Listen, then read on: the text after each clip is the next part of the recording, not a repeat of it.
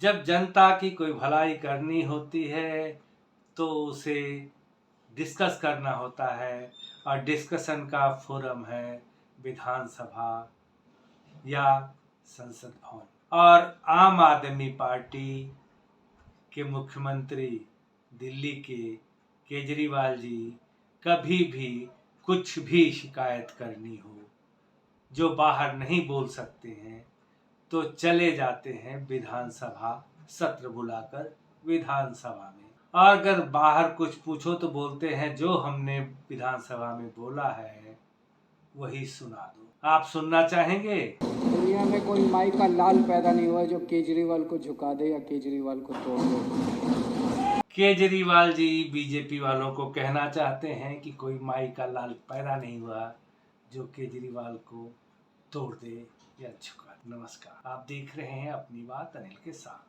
घोटालों की जहां बात चलेगी, सीजी की रिपोर्ट में कोई घोटालों का जिक्र हो, जो मैं बता चुका हूं अपनी पिछली वीडियो। दिल्ली विधानसभा में आम आदमी पार्टी के विधायक भूपिंदर सिंह जून ने बताया कि दिल्ली के लोग गटर का पानी पी रहे हैं, गंदा पानी पी रहे हैं, बुजुर्ग और बच्चे बीमार हो रहे हैं। और ऐसा ही कुछ आरोप आम आदमी पार्टी के विधायक सहीराम ने भी लगाया कि हमने 15 लाख के काम करा दिए हैं और 3-4 लाख का काम बाकी है।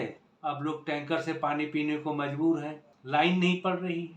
और दिल्ली के आम आदमी पार्टी के विधायक सहीराम ने बताया कि उनके इलाके में 1 अगस्त से टैंकर की सप्लाई बंद हो जाएगी, क्योंकि पेट्रोल पंप को पैसा पेमेंट नहीं हुआ है। पैसा क्यों पेमेंट नहीं हुआ है?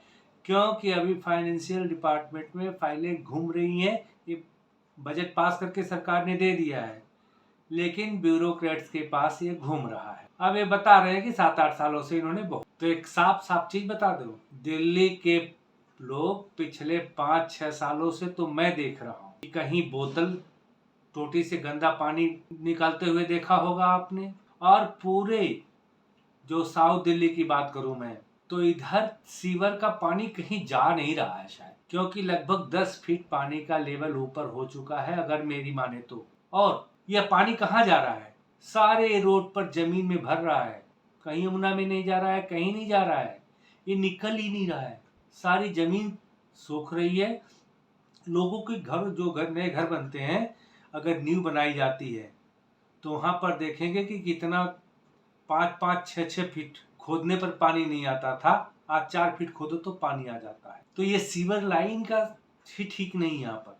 लेकिन एक चीज देखनी चाहिए कि ये आम आदमी पार्टी के लोग पिछले 6-7 सालों से चुप रहे, सबको दिल्ली बल्ले बल्ले थी, लेकिन अचानक दिल्ली की विधानसभा में केजरीवाल के खिलाफ आवाज उठने लगी।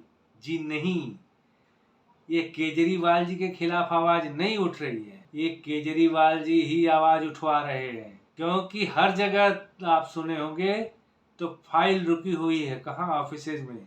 चीफ सेक्रेटरी का नाम सुनेंगे। क्या मजाल है कि कोई बिना केजरीवाल के कुछ बोल दे, लेकिन अगर ये बोला जा रहा है तो केवल इसीलिए कि वहां पर केजरीवाल जी ने लिख करके स्क्रिप्ट दे दी होगी कि तुमको ये बोलना है, तुमको ये बोलना है। और 3 दिन की विधानसभा बुलाई थी, वहां पर बैठक हुई, और जहां पर डिस्कस और कुछ होना चाहिए था वहां पर केवल यही डिस्कस हुआ। लेकिन आप ध्यान देंगे तो पहली बार ये डिस्कस हुआ है दिल्ली की विधानसभा में दिल्ली वालों के लिए। चलिए, भाजपा पर आरोप लगाना कहीं आरोप लगाने के नाम पर हुआ है, नहीं तो दिल्ली विधानसभा में केवल एक बजट पास करने के लिए दिल्ली का जिक्र होता था। बाकी सब जगह केंद्र सरकार, मोदी सरकार और एलजी, ये डिस्कस होता था। तो इतना तो है कि अध्यादेश पास होने से अब दिल्ली के बारे में बोलेंगे और ये आवाज निश्चित रूप से जाएगी। जनता की जो समस्याएं हैं केंद्र सरकार के पास या ब्यूरोक्रेट्स के पास, तो फाइलें तो आएंगी। हाँ, बिजली का झटका जैसे लगा है ना, वैसे पानी का भी झटका लगेगा, क्योंकि इनके पास पैसा नहीं है, फंड नहीं, सब जगह घाटे में है। अब लीपा पोती चल रही है कितने दिन तक। लेकिन केजरीवाल जी ने एक बात तो सही कही है कि भाजपा अभी दिल्ली में नहीं आने। निश्चित रूप से अगले चुनाव 2025 में भी भाजपा दिल्ली में नहीं आ रही है, जैसे हालात अभी तक है। इसके बाद आ सकती है, ये नहीं कर। जैसे कोई भी केंद्र में 2029 तक नहीं आ रहा है, तो वैसे आम आदमी पार्टी भी 2030 तक तो रहेगी, ऐसी संभावना है। हाँ, चुनाव के 2 साल है, अगर भाजपा कोई बहुत बड़ी रणनीति बदलती है या दिल्ली की जनता को सेवा देने में कामयाब नहीं हो, जब तक मुफ्त में पानी इनको मिलता रहेगा, और मुफ्त में नहीं मिले तो केजरीवाल में एक बहुत अच्छा गुण है कि ही आरोप ये केंद्र सरकार के मत्थे मर देंगे। अब ये काम खुद नहीं कर रहे हैं, लेकिन केंद्र सरकार जब भी होता है, जब कोरोना के समय था, ऑक्सीजन नहीं मिल रही है या कुछ नहीं मिल रहा है, तो हमेशा इनका काम है आरोप वहीं पर लगा देना।